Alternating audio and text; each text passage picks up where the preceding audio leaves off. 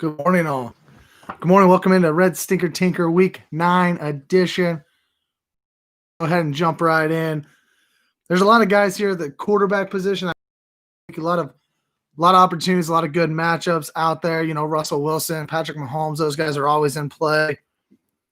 Kyler Murray has a nice matchup this week. But I'm going to go a little bit further down the season rankings for our top quarterback of the week. That's going to be Deshaun Watson against the Jacksonville Jaguars. Quarterback 7 on the season. Against the Jaguars back in week 5, he ended up as quarterback 6. I think, he could get up to that quarterback 1. Before his bye week, he was quarterback 2 in weeks 5 through 7. Combine all 3 weeks, Deshaun Watson's quarterback 2. He was getting hot before the bye week. I think he has an opportunity to end up as our top quarterback in week 9. Ignore the dogs, of course. Top 12 quarterback of the week, Derek Carr.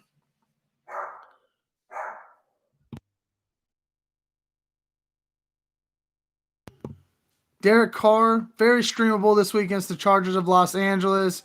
2 tough matchups in a row against Tampa Bay, and then last week against the Wind. Of course, he has one. Look for him to get back on track against the Chargers defense that just allowed Drew Lock to be quarterback 7 last week. Look for Derek Carr to be a top 12 quarterback. Top running back this week, I think Dalvin Cook is hot. That's an easy pick, but this is the reason why I think Dalvin Cook still ends up as our top running back this week. After going off for 48 points last week, he does have the bad Lions defense to go against this week. Yes, this is the same Lions defense that gave up two top 6 running backs last week. If we combined Nyheim Hines and Jordan Wilkins points together last week, they would end up as running back 2, only behind Dalvin Cook. Dalvin Cook's a one-man machine there in Minnesota. Let's see what those 2 guys did against the Detroit Lions. Put it in a one Dalvin Cook opportunity this week. There's no timeshare, no other guys in Minnesota taking away from him. I think Dalvin Cook should be a pretty saucy play this week. Ended up as our RB1 for the second week in a row.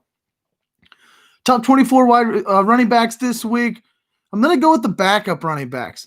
Chase Edmonds, DJ Dallas, J.K. Dobbins. They're all filling in this week, and I think they all should have really good games.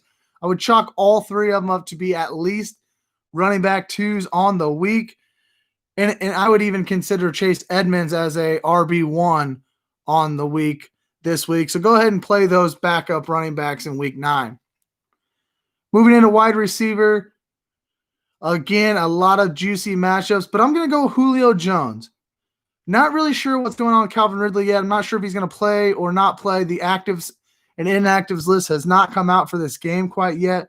He is questionable, but I think even if he does play, you have to put Calvin Ridley in your lineup, but I don't believe he's going to have a great game. Instead, I think actually Julio benefits from Calvin being out there and playing.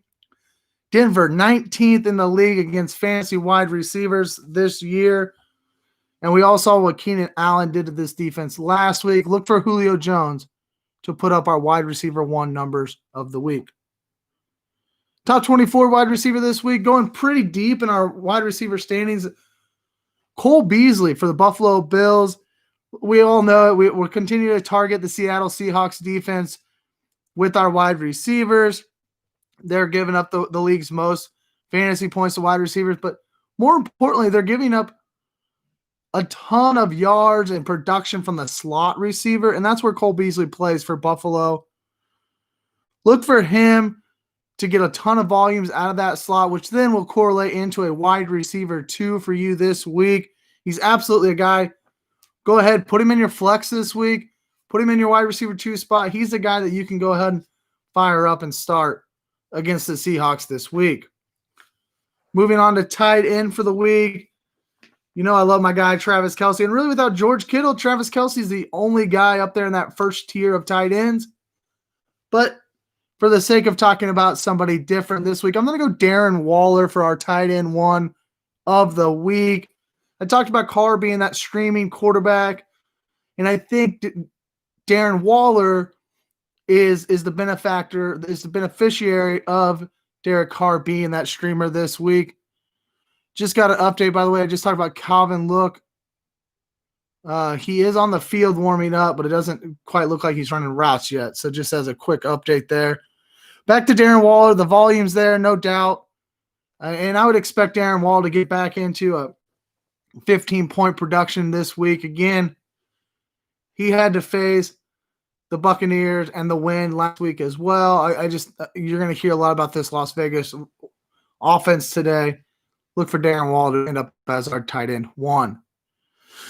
Top 12 tight end. The tight end is terribly difficult right now. It's Travis Kelce, maybe then Darren Waller, Mark Andrews, TJ Hawkinson, and then it's like everyone else. But this week, when I did my research, I looked a little deeper and I found somebody that I really like, and I think it's a name that we might hear even more about. We've heard a little bit about him so far, but Logan Thomas, the Washington football team, the 4 games prior to their bye week last week, Thomas had exactly 4 targets in each game, but the significance here with Logan Thomas is over the last 2 games, he finally started to put it together, and he turned those 4 targets into 3.5 catches, 50 yards, and a touchdown on average for the last 2 games before that bye week. For those 2 weeks, weeks 7 and 8, he was tight end 10 on total for those 2 weeks there. And we'll see if Thomas can continue it, but I think that he could. I think he's a good streamable tight end this week. Look for him to end up as a top 12 tight end on the week, especially knowing that we've already seen Robert Tonyan put up 1.5 fantasy points this week. The San Francisco, they don't have a tight end right now. I guess Jordan Reed, but he only put up like a 1.5 fantasy points as well. Those 2 guys are out. Look for Logan Thomas to end up already in a top 12 tight end this week. Let's go on to our games of the week. Give me all of that. Seattle versus Buffalo. The over-under is 55 points this week. And I'm not only just talking about this because of the over-under being so high. We're expecting a high-scoring game. But think about all the fantasy players in this game. I mean, you're automatically starting Russ and DK Metcalf and Tyler Lockett every single week, no matter what, for the Seahawks. But now you Dallas in there, a new face right now while Chris Carson is out. He's an RB2 this week. And I think if you're even desperate, Travis Homer is a play. He's a good dart throw. He should take some of the pass catching away from DJ Dallas today. I think he could be a flex play if you need him there in this game. On the other side of the ball, the Bills, again, Josh Allen, Stephon Diggs, you're lining them up every week. Cole Beasley, I just talked about. I think he's going to be flex worthy this week. Go ahead and line him up. And John Brown comes back from injury last week, gets another week healthy. We all know he can take the top off of a defense. What defense better than the Seattle defense to go ahead and burn deep?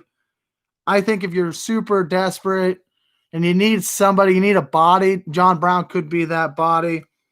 Go to running back with Buffalo, Zach Moss, RB2 for the week. I don't want to play Devin Singletary right now. I think Zach Moss is the play in Buffalo. If you have to start one of these guys, I would look elsewhere if I could, but if you had to start one, I'd rather be starting Zach Moss. Seattle Seahawks versus Buffalo Bills today. Noon game here in the correct time zone. Give me all of that.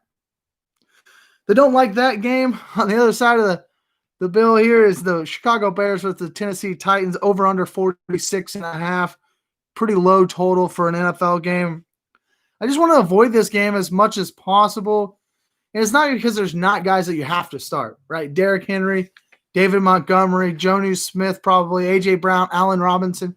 You're starting those guys. You have to start them, line them up every week.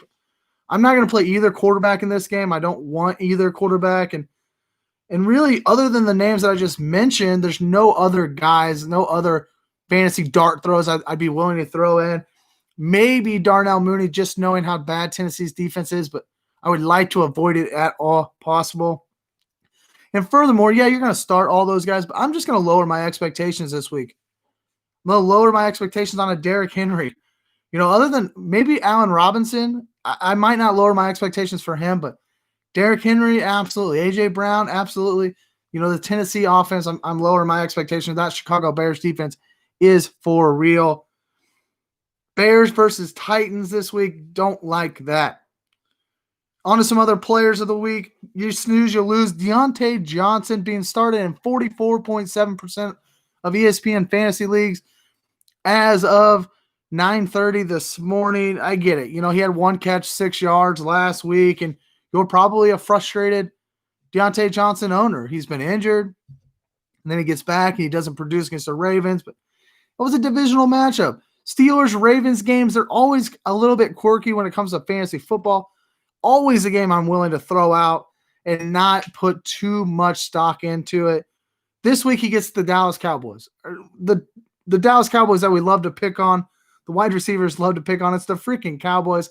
That defense is atrocious, okay? You're going to be starting Deontay Johnson. You need to start Deontay Johnson. There are many other options that you should be starting him over, and I can't fathom that him only being started in 45% of leagues. He should be started in 100% of leagues this week. And really, honestly, you might as well line up all your Steelers. Juju, you can even start him this week. Claypool, he's startable this week. I'm starting Claypool and Deontay Johnson in a league together because it's the Cowboys. I expect the Steelers to score plenty of points here. Look, 35, 42 points against the Cowboys this week. Deontay Johnson, you snooze, you lose. Get him in your starting lineups. Our hit it and quit it. I talked about this guy already once today as an RB2 is DJ Dallas.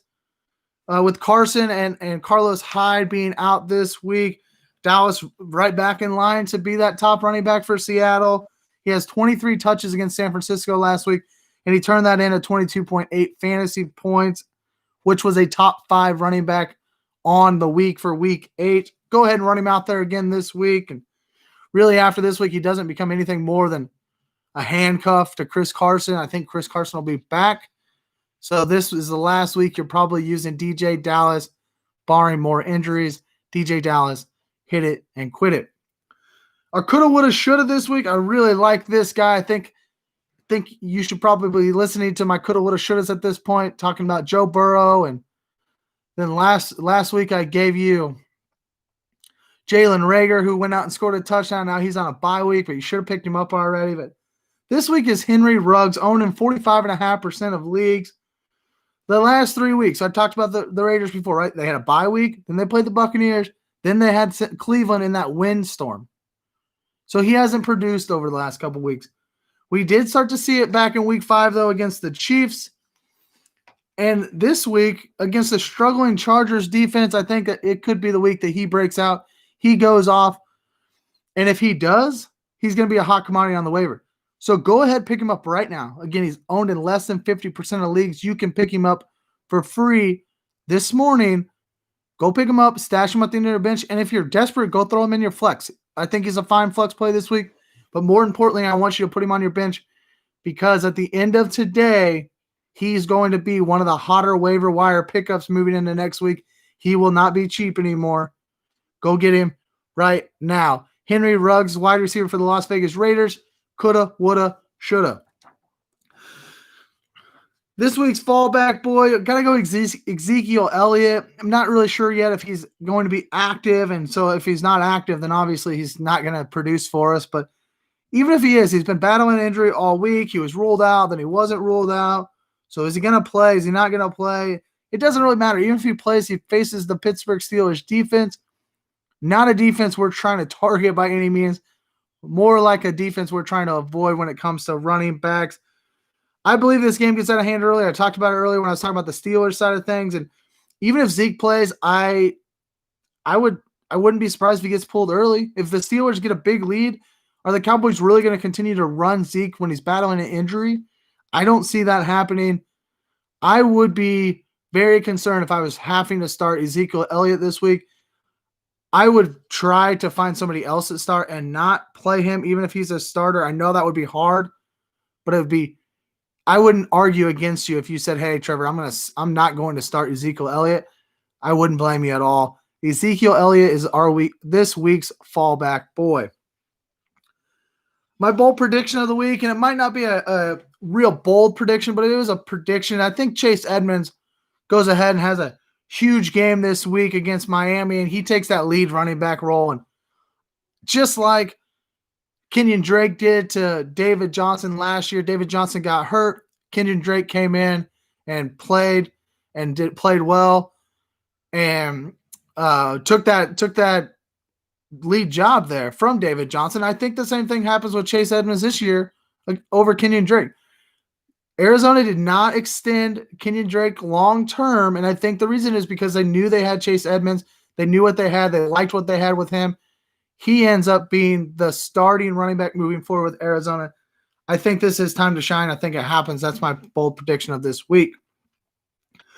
I have one question here about what should I do with Jamison Crowder this week? He plays on Monday Night Football. He's questionable. I'm trying to find something else. I'm not even going to start him. There's nowhere to pivot on Monday Night Football this week with the Jets versus the Patriots. So I'm going to try to go ahead and I'm putting him on my bench now. I'm not even going to wait it out. Find somebody else today to play. Don't wait for tomorrow night with Jamison Crowder if you do have him and he's a regular starter for you. And hear me out.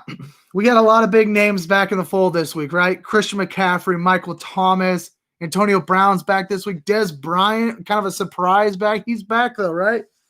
Christian McCaffrey and Michael Thomas, you're starting. You don't have to wait around.